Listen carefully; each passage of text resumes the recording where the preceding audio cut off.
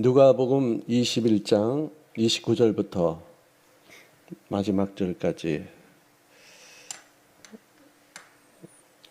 읽겠습니다. 우리 21장 29절입니다. 자, 함께 읽겠습니다. 시작. 이에 비유로 이르시되 무화과 나무와 모든 나무를 보라. 싹이 나면 너희가 보고 여름이 가까운 줄 자연히 아나니 이와 같이 너희가 이런 일이 일어나는 것을 보거든 하나님의 나라가 가까이 온 줄로 알라. 내가 진실로 너희에게 말하노니 이 세대가 지나가기 전에 모든 일이 다 이루어지리라. 천지는 없어지겠으나 내 말은 없어지지 아니하리라. 너희는 스스로 조심하라. 그렇지 않으면 방탕함과 술 취함과 생활의 염려로 마음이 둔하여지고 뜻밖의 그날이 덫과 같이 너희에게 임하리라. 이날은 온 지구상에 거하는 모든 사람에게 임하리라. 그러므로 너희는 장차 올 그 모든 일을 능히 피하고 인자 앞에 서도록 항상 기도하며 깨어있으라 하시니라. 예수께서 낮에는 성전에서 가르치시고 밤에는 나아가 감람원이라는 산에서 쉬시니 모든 백성이 그 말씀을 들으려고 이른 아침에 성전에 나가더라. 자, 오늘 이 말씀은 참 상당히 중요한 말씀이 아닌가 생각이 듭니다. 모든 말씀이 다 중요하지만 이 마지막 때를 당한 우리들에게 어떤 자세로 인생을 살 것인가에 대해서 말씀해 주고 있습니다. 여기서 주님께서 무화과 나무를 비유로 들으셨다고 말을 하지만 또 그 다음 문장을 보니까 모든 나무, 무화과 나무뿐만 아니라 모든 나무를 봐라. 무화과 하나에 어떤 그런 비중을 두지 말고 그 무화과의 어떤 내가 예를 들었다 해서 거기에다만 집중해서 그 말의 의미가 무엇인가 이렇게 말하지 말고 전체 자연 현상을 한번 봐라. 봄이 오면은 싹이 나지 않느냐. 여름이 되면 이파리가 무성해지지 않느냐. 싹이 나는 걸 보면서 아 이제 봄이구나. 이파리가 무성해지는 걸 보면서 여름이네. 낙엽이 떨어지는 걸 보고서 가을이라고 너희들이 말하지 않느냐. 이런 현상들이 일어나는 거 보고서 아 이제 마지막 때가 되었네 라고 생각하라 뜻이죠.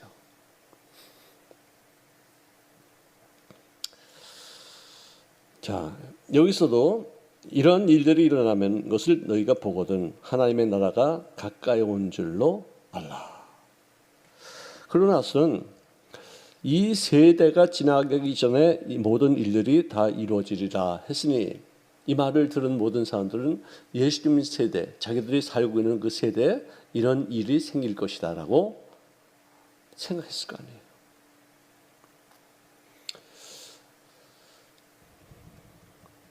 근데 이 세대라는 것이 어느 정도의 시간을 말하는지 우리가 알 수 없어요.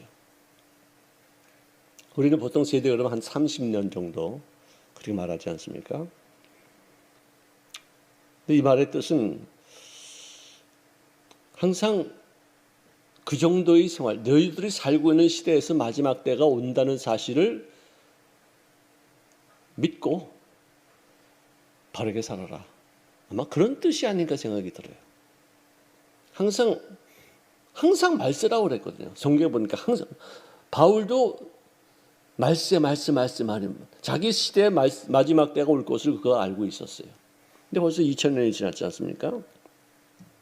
그 말의 뜻은 우리가 사는 동안에도 내 인생에도 말세가 있잖아요. 80년 살까? 100년 살까? 그 안팎으로 살잖아요.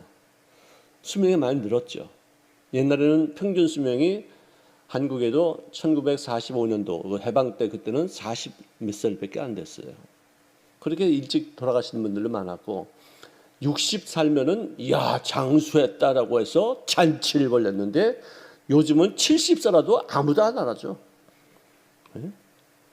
80 정도 살아야지 아 그냥 평균 정도 살았구나라고 말하고 90 살면은 좀 오래 살았네. 100세가 되면은 야 장수하셨다. 이 정도의 세상이 이제는. 수명이 이렇게 늘었어요. 어쨌든 너희가 사는 그 시대가 언젠가는 끝날 거 아니냐. 네 인생으로서도 끝날 거 아니냐. 이 마지막 때를 아마 그런 식으로 나의 인생의 마지막 때가 얼마나 기껏 살아야 100년이잖아요. 100년. 그래서 그런 마음으로 살아라, 그런 뜻으로 생각이 들어요. 이거를 뭐 너무 문자적으로만 해석할 것이 아니라 그 세대라는 것이 내 인생의 세대를 말하는 것이다. 내 개인적으로도 내가 100년을 산다 하더라도 내 인생은 여기가 마지막 때가 올 것이다. 이런 것이 내 생활 속에 보여지면은 그것이 너는 이제 얼마 남지 않아서 부르심을 받을 것이다. 아마 그런 것으로까지 해석하라. 그러니까 항상 깨어 있으라. 항상 오늘이 마지막으로 살아. 내 인생의 마지막으로 생각하고서 살라. 아마 그런 뜻인 것 같아요. 천지는 없어지겠으나 내 말은 없어지지 아니하리라. 어떤 그 성구에서는 1.1획도 없어지지 아니하리라. 그렇게 되어 있어요. 점 하나, 획 하나. 그러니까 서기관들이 그들의 공로는 뭐냐? 성경을 필사할 때 하나도 틀리지 않게 그 수천 년 동안 갖다 필사해서 이렇게 내려왔다는 것이. 그건 정말 너무나도 놀라운 일이죠. 그만큼 훈련을 받은 것이고, 그만큼 하나님의 말씀에 점 하나도 틀리면 안 된다는 어떤 철저한 의식 속에서 교육을 받고서 성경을 이렇게 써서 사람들에게 나눠줬다. 그렇게 말씀할 수 있겠죠. 세상에서 모든 것이 다 없어져도 하나님의 말씀만큼은 없어지지 않는다. 그래서 말씀을 마음속에 많이 외워두고 암송하고 그것을 내 머릿속에 담아두는 것은 그것으로 인해서 내 행동의 반경이 말씀의 범주 속으로 들어가게 되는 놀라운 일들이 생겼죠. 자, 여기서 이제 항상 기도하면서 깨어있으라는 그 말씀을 뭐라고 이렇게 표현했느냐면은 너희는 스스로 조심하라. 스스로 조심하라. 누가 알려줘서 조심하는 게 아니라 스스로 조심하라. 말씀을 대하면은 스스로 조심하게 돼요. 근데 말씀을 대하지 않으면 누가 무슨 말을 해줘도 잘 몰라요. 마음이 둔해져서. 마음이 둔해지는 이유가 뭐냐면은 방탕함과 술 취함과 생활의 염려로 감각이 없어진다. 무슨 말을 해도 무덤덤하다. 깨어서 경성하면은 그 말을 듣고서는 이게 아닌데 이거다. 뭐 깨우침이 있고 행동으로 우리가 옮길 수 있는 어떤 삶을 사는데 마음이 둔해진다. 무감각해진다. 여러분들 문둥병, 뭐 나병, 요즘은 나병이라고 그러죠. 한센시병. 그분들이 왜 가장 저주받은 인생이라고 이렇게 생각하냐면은 옛날부터요. 뭐 요즘은 이제 과학이 발달하고 의학이 발달하니까 많이들 고치지만 그때 당시는 그랬어요. 의술이 발달하지 못하니까 그 병에 걸리면은 서서히 죽어가는 것이에요. 감각이 없다는 거예요. 뜨거운 숯불도 이렇게 손으로 지지 이렇게 타는데도 이렇게 들고 있어요. 여러분들 아픔이 있다는 거는요, 그건 복이에요. 은총이에요. 감각이 있다는 것은 너무나도 놀라운 일이에요. 제가 옛날에도 말씀드렸어요. 어떤 아이, 그러니까 이제 10만 명 중에서 1명 내지 2명 정도 이 선천적으로 감각이 없이 태어나는 애들이 있어요. 그 아이들은 막 뛰어가다가 돌부리에 확 넘어져도 다리가 분질러졌는데 그냥 쓱 일어나. 그래가지고 흐청 이러고 넘어져요. 그래가지고 정말 무섭더라고요. 그리고 뭐 엄마가 잠깐 어디 간 사이에 뺀찌를 자기 이빨을 다 뽑아. 입에 피가 다 있는데도 재밌어요. 하나씩 뽑는 게 재밌는 거야 이게. 네? 아프질 않으니까. 이건 저주예요. 아프다는 것, 느낌이 있다는 것, 감각이 있다는 것. 너무나도 놀라운 일이죠. 여러분을 힘드니까 애들 나오셨잖아요. 아프니까 지금 여기 나와서 하나님의 말씀으로 위로받고 또 소망을 갖기 위해서 지금 현재 고난보다 더 앞으로 더 좋은 일이 있다는 사실을 확인하기 위해서 나오는 거 아니에요. 다 이렇게 나와서 기도하는 거 아니에요. 세상에 취해 있는 사람들은요, 그걸 못 느낀다니까. 왜? 취했으니까. 술이 왜 무서우냐? 잠원수에도 보니까 막 때리고 그래도 아픔을 못 느낀대. 깨고 나서야 여기 아프다. 내가 볼 때 술 먹고서 뭐 했나? 뭐 부딪혔네? 넘어졌네? 그때서 하는 거예요. 성령에 취해도 아픔을 못 느끼지만 그 아픔을 못 느끼는 거하고 술에 취해서 아픔을 못 느끼는 거하고 차이가 많아요. 자, 방탕함과 이 술 취함은 같이 가요. 항상 같이 가요. 술 취하면 방탕해지고 방탕해지면 술을 또 즐기게 돼요. 이거 항상 같이 가요.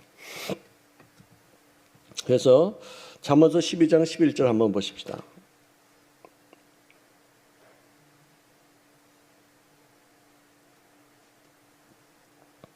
잠언서 12장 11절. 자기 토지를 경작하는 자는 먹을 것이 많거니와 방탕한 것을 따르는 자는 지혜가 없느니라. 13절에는 악인은 입술에 허물로 말미암아 그물에 걸려도 의인은 환난에서 벗어나느니라. 이 방탕한 사람, 방탕한 것을 따르는 사람 다 날아가죠. 다 없어지죠. 근데 거기에 빠져 있어가지고 허위적거려요. 벗어나지를 못해요. 그러니까 다 알거지가 되는 거예요. 패가 망신이죠. 저는 이 목회를 하면서 별 사람들 다 많이 하지 않습니까?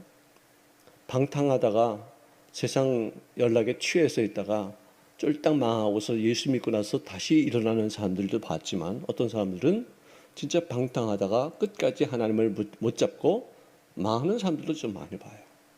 비참해지죠. 예수 믿는다는 게 얼마나 귀한 것인지, 어떻게 다 이렇게 믿음이 생겼는지, 정말 감사.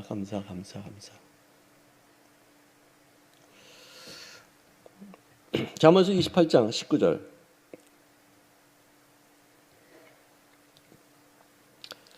이건 내가 아까 똑같은 얘기네요. 자기 토지를 경작하는 자는 먹을 것이 많고 방탕한 자는 궁핍함이 따를 것이다. 로마서 13장입니다. 로마서 13장 13절 어구스틴이 받은 말씀이에요. 낮에와 같이 단정히 행하고 방탕하거나 술 취하지 말며 음란하거나 호색하지 말며 다투거나 시기하지 말라. 어거스틴이 그렇게 아주 진짜 허랑방탕한 그런 삶을 살다가 그 어머니 모니카의 그 기도를 통해서 그가 어느 한순간에 길 가다가 제 음성을 듣고서 이 말씀을 펴보니까 자기가 살아왔던 그런 삶이 기록되는 것을 보고서 거기서 확 돌이켜서 성자가 되어지기까지 엄청난 변화가 있었다는 것을 우리가 알 수 있습니다. 고린도전서 6장 10절. 도적이나 탐욕을 벌이는 자나 술 취하는 자나 모욕하는 자나 속여 빼앗는 자들은 하나님의 나라를 유혹으로 받지 못하리라. 베드로전서 4장 2절.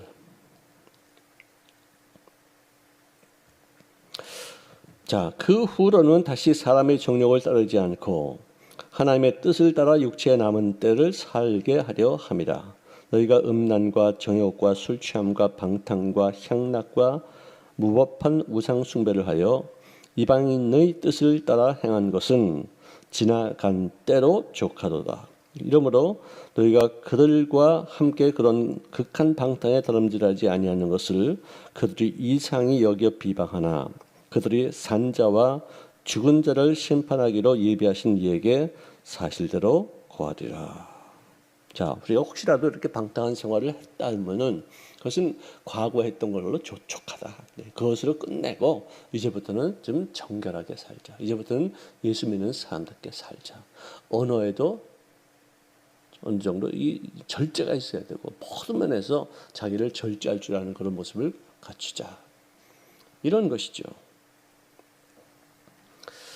이 마음이 둔해진다는 것은 뭐냐면은 방탕함과 술 취함으로 감각이 없어지는 것도 있지만 생활의 염려 때문에 근심, 걱정, 염려, 불안, 두려움 때문에 마음이 눌려서 용실하지 못하는 사람들 여기까지 포함되는 거예요. 그러니까 방탕함과 술 취함만 나쁜 게 아니라 염려, 근심도 그 못지않게 나쁘다는 거예요.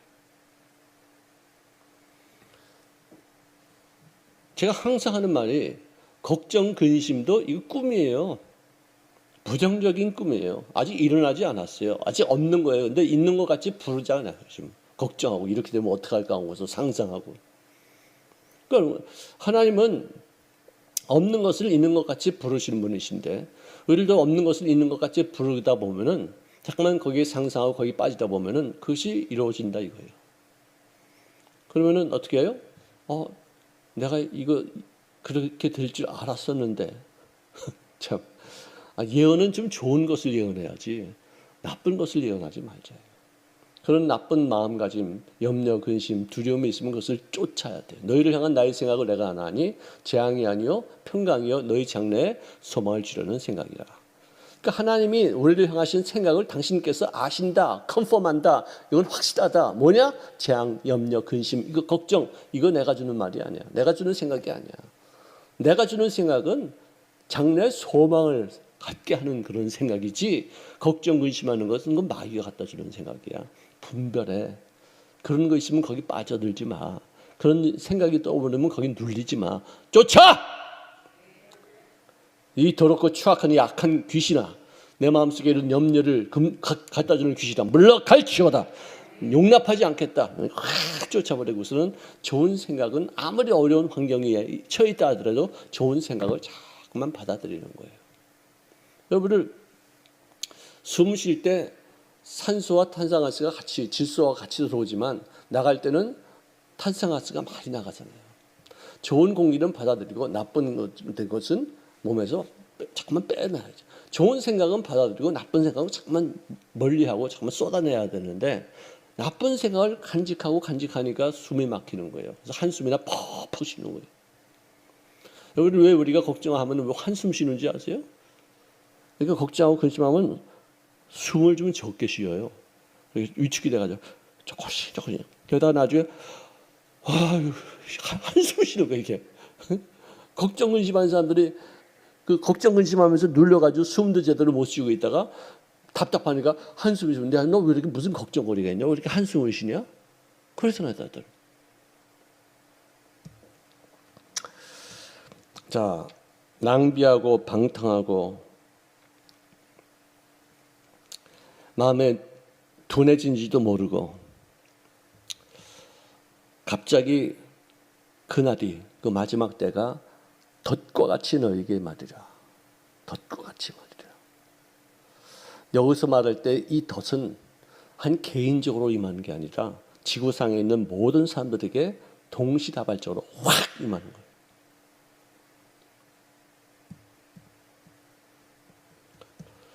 그러므로 너희는 장차 올 이 모든 일을 능히 피하고 인자 앞에 서도록 항상 기도하며 깨어있으라.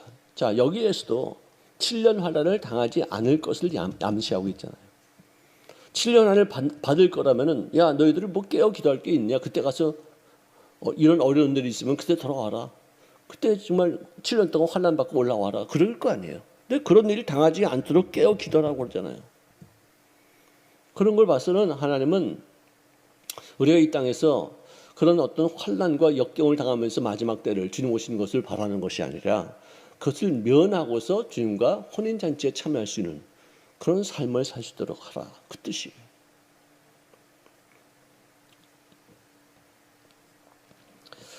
여러분들 왜 우리가 염려하느냐? 사명감이 없기 때문에 그래요. 내가 해야 될 일이 무엇인지를 모르면 염려해요. 내가 가장 인생에 있어서 최우선적인 삶이 무엇인가? 너희는 먼저 그의 나라와 그의 의를 구하라. 그러면 너희에게 이 모든 것을 더할 것이다 라고 말씀하셨는데 염려 근심은 내가 해야 될 일이 뭔지를 몰라요. 그냥 밤낮 생활고 뭐 문제, 뭐 또 돈 문제, 뭐 땅 팔리는 문제, 뭐 집 팔리는 문제, 이런 거는 나중 문제야. 먼저 내가 그의 나라와 그의 의를 구하면은 다 알아서 다 할 건데 이게 기도 제목이 돼서는 안 된다. 이게. 그렇잖아요. 어떤 분은 진짜 그런 기도 제목도 땅 팔리게 해달라고 하는 분도 있어요. 팔려야 되죠. 왜? 그걸 팔아가지고 11조 내고 선경금도 내고 지금 뭔가 주를 위해서 일하겠다. 어떤 뜻으로 하는 거 참 좋습니다. 근데 그냥 염려, 근심에 그냥 돈 때문에 뭐 그냥 여러 가지 뭐 인간관계에서 그냥 맨날 거기에 실험하고 그냥 괴로워하고 눌려 있고 그냥 그걸 갖다 견디지 못하니까 이 술이나 마시고 말지 뭐 세상적으로 잊어버리려고 그냥 환락에 취하고 그 깨어나봤자 그 문제가 그대로 뭐 사라지나요? 해결돼 있나요? 그대로 있는데 잊어버리려고만 하잖아요. 삶의 우선순위가 있으면은 그렇게 염려하지 않습니다. 걱정하지 않습니다. 다 맡기는 거예요. 이거는 세상적인 것이고 이것은 내가 걱정해서 될 일이 아니고 내가 할 것은 뭐냐? 내가 어떻게 하면은 하나님 앞에 그 당신의 의와 그의 나라를 구할 수 있는 것인가? 하나님 앞에 그걸 구하는 거예요. 하나님, 제가 가장 우선적인 삶의 순서가 무엇입니까? 내가 이 시점에서 해야 될 일들이 어떤 것입니까? 좀 깨닫게 하시옵소서. 그래서 거기에 집중하다 보면 나머지는 알아서, 따라합시다. 알아서 해결이 되는 거예요. 하나님이 다, 왜? 그 일을 이루기 위해서, 진짜 가장 중요한 일을 이루기 위해서 이 사람이 이렇게 앞으로 나가는데, 이런 거, 뭐, 사소한 일들, 이건 다 이 일을 이루기 위해서 하나의 도구가 될 것이다. 그렇게 말씀하시는 거예요. 우리가 그동안에 이 마태복음 6장 33절 그 말씀을 너무나도 잊고 살았었어요. 그의 나라가 저는 예수 믿고 나서 이 마태복음을 읽으면서 특히 그 산상수훈의 그 말씀은 정말 꿀같이 달더라고요. 어떻게 이런 말씀이 있을 수 있겠는가? 여러분들, 제가 어느 집에 가서 신방 가서 산상수훈을 10번 읽으라고 그 집사님께 말씀드렸어요. 숙제.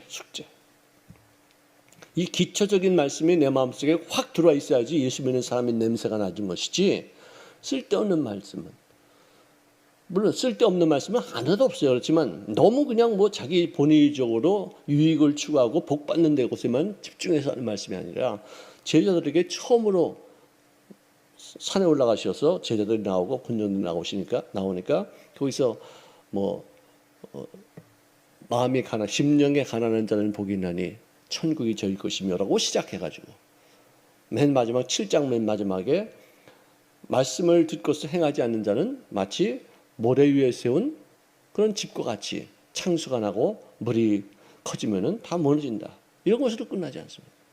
근데 그 말씀하는 것이 권위가 있어서 서기관들과 다르더라.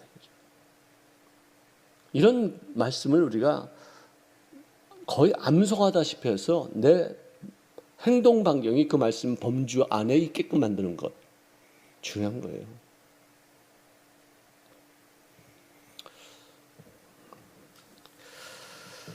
교회는 늘 긴장해 있어야 돼요. 분별할 수 있어야 돼요. 그렇지 않으면 미혹받습니다. 무엇이 먼저 올바른 것인지 깨닫지도 못하고 있어요. 잠자지 말고, 취해 있지 말고, 치부에 집중하지 말고, 즉 인간의 문제는 쾌락과 돈 문제. 그 다음에 또 어떻게 게으른 것, 잠자는 것. 이러면 감각이 사라져요. 재림을 기다리는 신자들의 신앙의 초점에 가장 중요한 것은 뭐냐? 깨어 기도하는 것이에요. 최선의 방법이에요. 깨어 기도하는 것이에요. 여러분들, 성춘향이가 이도령을 기다릴 때 모습만 갖추면 돼요. 아무리 핍박이 있고 유혹이 있고 아무리 환란이 있고 역경이 있고 감옥에 다 가둬지고 매를 맞고 협박이 있고 그래도 오직 님을 향한 그 충성심, 그분 오시기만 기다리는 거예요. 그분이 온다고 그랬잖아요. 그래서 다시 왔잖아요. 그래가지고 변사 또는 나중에 혼나지. 지금 그 성춘향이는 이도령 신랑을 만나서, 여러분들 춘향전 읽어보면요, 예수님 재림하는 거와 똑같아. 신랑이 다시 온다고 그랬으면 기다려주지. 감옥에 들어가도 기다려야 되고 정죄를 지켜야 될 거 아니에요. 유혹에 빠지면 안 되잖아요. 변사또가 마귀가 돼가지고 막 유혹해요. 야, 나한테 숙청 들러. 아니옵나이다. 죽여주시옵소서. 여러분, 이런 마음으로 살아야 돼요. 그래서 예수님이 마패를 들고 올 거 아니에요. 그래서 예수님께서는 낮에는 성전에서 교육하시고 밤에는 감람원에서 취침하시는데 예루살렘 안에 범주에서 벗어나지 아니하시고 거기서만 계속 있어요. 마지막 때 그러셨어요. 예루살렘에 임할 그런 환란을 아마 암시하는 것이 아닌가 생각이 듭니다. 그분은 십자가에 못 박힐 것이 눈앞에 뻔히 있음에도 불구하고 목숨을 걸고 이원적인 사역, 마지막 내가 이들에게 가르쳐야 될 내용이 이것이다는 생각에 그 사역을 감당하셨다는 것을 볼 수 있습니다. 여러분들 정말 이 마지막 때, 이 어려운 때, 그리고 진짜 이 성경 마태복음 24장에 나와 있는 그 모든 마지막 때에 있을 일들이 우리가 지금 다 보고 있어요. 이렇게까지 정확하게 우리들의 생활 속에 나타난 적은 없었어요. 옛날에도 비슷한 적이 있었겠지만 지금 너무나도 그때 있었던 예수님의 예언하신 그 말씀이 우리들의 세대에서 막 보여지고 우리가 경험하고 있는 것이에요. 깨어 기도합시다. 술 취하지 맙시다. 방탕하지 맙시다. 생활 염려로 마음이 둔해지는 인생 되지 마시기를 바랍니다. 늘 깨어서 기도해야 돼요. 늘 경성해야 돼요. 주님 다시 오실 것이다. 오실 것이다. 이것을 내가 끝까지 거기에 마음에 초점을 맞추기 위해서는 기도하는 거예요. 기도하는 거예요. 깨어 기도하라. 그날이 덫과 같이 임할 것이다. 덫은 모르게 오잖아요. 거기 알았으면 그게 우리가 걸려요. 그게 모르니까 걸리지. 깨어있으면 알 수 있죠. 자, 우리 시간에 다 함께 말씀을 생각하면서 하나님 아버지 마지막 때 내가 어디인가 취해 있지 아니하고 어디인가 눌려 있지 아니하고 어디인가 끌려다니지 아니하고 하나님의 말씀에 서로 잡힌 바 되어서 거기에 우리들이 마음에 초점을 맞추고 깨어 기도함으로 갑자기 임하는 그런 모든 환난에서 우리가 벗어나서 주님의 천국의 신부로서 역할을 감당하며 살 수 있는 죄를 되어지기를 원합니다. 우리 다 함께 주여 3차 외치면서 통성으로 한번 기도하시겠습니다. 주여! 주여! 주여!